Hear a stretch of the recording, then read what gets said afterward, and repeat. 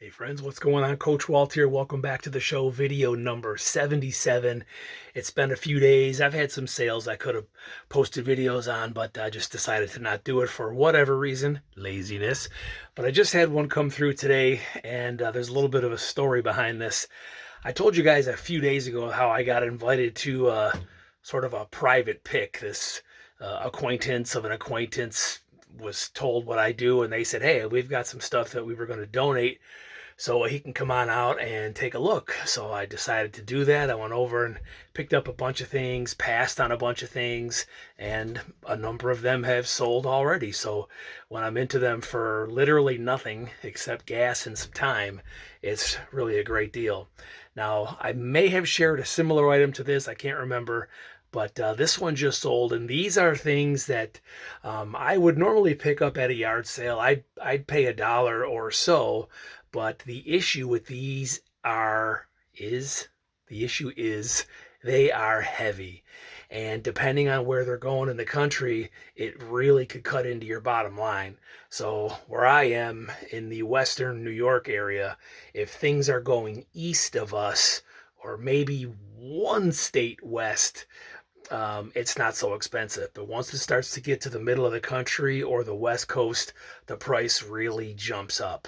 So you kind of got to weigh that in. You know, if it's going to, if you buy something for $1, and in this case, what I'm about to show you sold for 20, and after the shipping and fees that I have to pay, I clear $5.11. So I got it for nothing except the gas and the time to go get the things, but it only cleared $5. So if you could pick it up at a yard sale for $1, okay, $1 into five, all right, and maybe they buy multiples or they buy other things, and that all helps.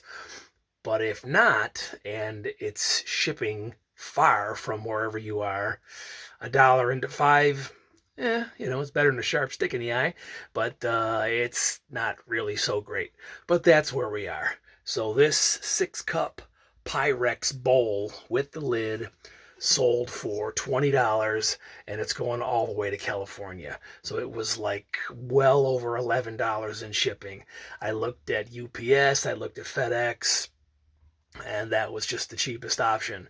So that's kind of the risk you take. You can't really control, where your buyers are. There have been a time or two in the past where I've messaged a buyer saying, hey, I really underestimated the shipping cost.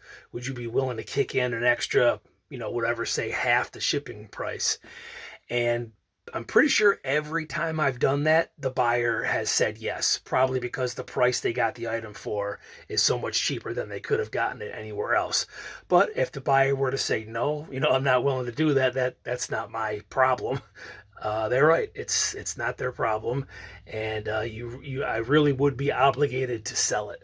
If I were to cancel an item because I didn't make enough on it, the buyer could leave negative feedback, and eBay would back that. You can't just back out of selling an item because you charge too little for it. And the thing of it is, this bowl, a lot of the other ones were selling for like, $13 or $14 plus $7 or $8 shipping. So it's a $20 item, and that's what it's worth. So if you're trying to hold out for more, you're just not going to sell it. So you got to price your items right, and sometimes you make a little bit more, sometimes you make a little bit less, but the point is it's sold. So do me a favor, like the video, subscribe to my channel, and we'll see you all next time.